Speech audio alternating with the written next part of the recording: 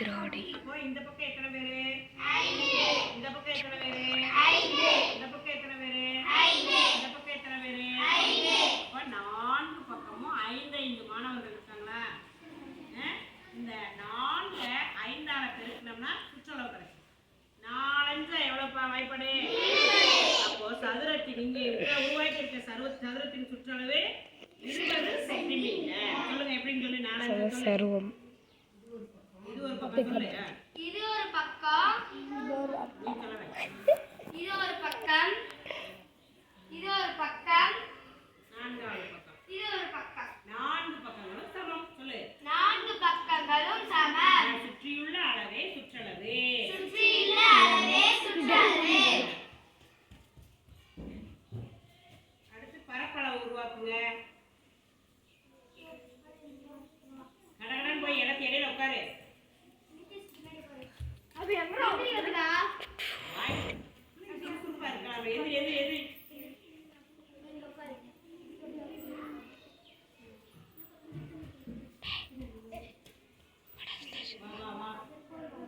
வா என்ன தேவை இருக்குல்ல, என்ன 3 பேர் வேணும்ல, பிடிச்சி தொலையண்டா. போடா 3 பேர் உட்காருங்க. பசங்களை உட்கார வைக்க 3 பேர் இவனை வெளியில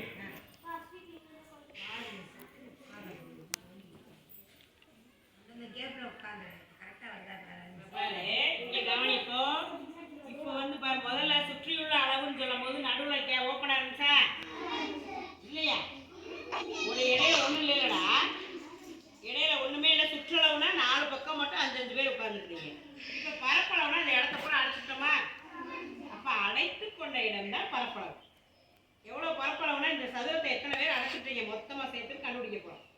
சரியா? இது தெளிவு இப்ப நேரம் பாரு. சதுரம்னாவே 4 பக்கமும் சமமா இருக்கும். இருக்கணுமா? இப்போ ஒரு வரிசையில எத்தனை மாணவர்கள் இருக்காங்கன்னு பாருங்க. எத்தனை வரிசையில 5 மாணவர்கள் உட்கார்ந்துருக்கீங்க? 5 வரிசையிலையும் 5 மாணவர்கள் உட்கார்ந்துருக்கீங்க. 5 வரிசையிலையும் முதல்ல எப்படி உட்கார்ந்துருந்தோம்? 4 பக்கத்துலயும் 5 பேர் மட்டும் உட்கார்ந்துருந்தோம். இப்போ அடைத்து கொண்ட இடம்னு சொன்னோடனே ஒவ்வொரு சதுர அலகா இந்த சதுரத்தை பிரிச்சுட்டோம்.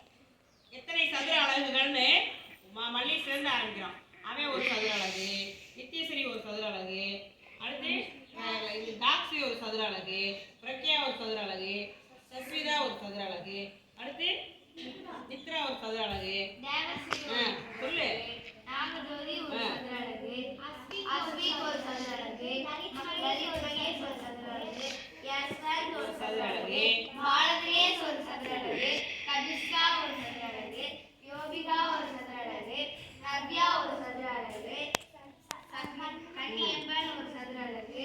சதுரமே இவ்வளோ தூரம் இருக்குன்னா செவ்வகம் எவ்வளோ தூரம் இருக்குது? சந்தோஷம் சதுரமே இவ்வளோ தூரம் இருந்தால் செவ்வகம் எவ்வளோ தூரம் இருக்கு? 3 நிமிஷம் ஆயிடுச்சுடா. சந்தோஷம் 3 நிமிஷம் ஆயிடுச்சு. 6 நிமிஷத்துக்கு மேலே ஆயிடுச்சுன்னா இது அமைக்க முடியாது. 10 ஆயிடுச்சுன்னா 5 நிமிஷம் 3 நிமிஷம்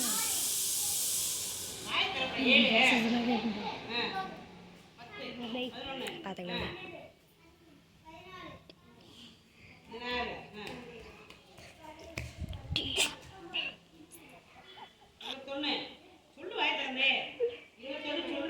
அப்படி ஒரு விட்டதா? எத்தனை சதுர அலகுகள் இருக்கு?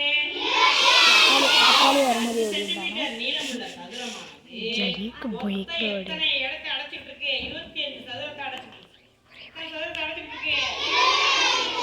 4 பக்கம் 5 சென்டிமீட்டர் நீளமுள்ள சதுரமா இருந்துச்சா? இப்ப நடுவுல இருக்கவங்க அந்த 3 வருஷம் அப்படியே எதிரியே.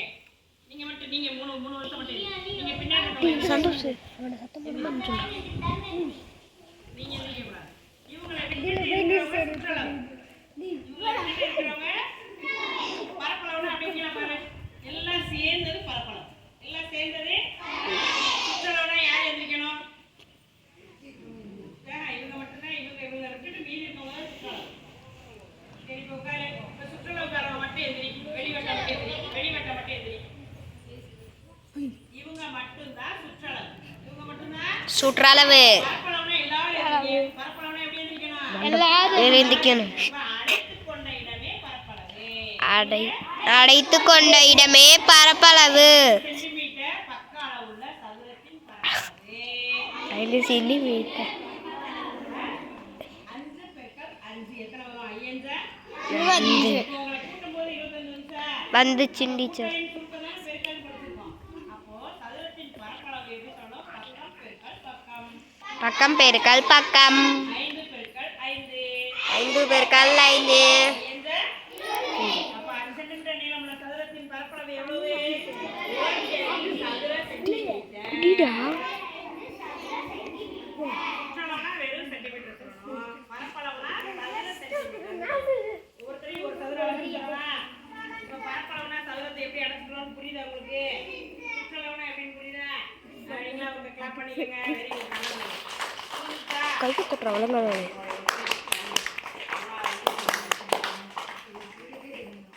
சுற்றளவுனா என்னடா? சுற்றளவுனா அளவு. ரொம்ப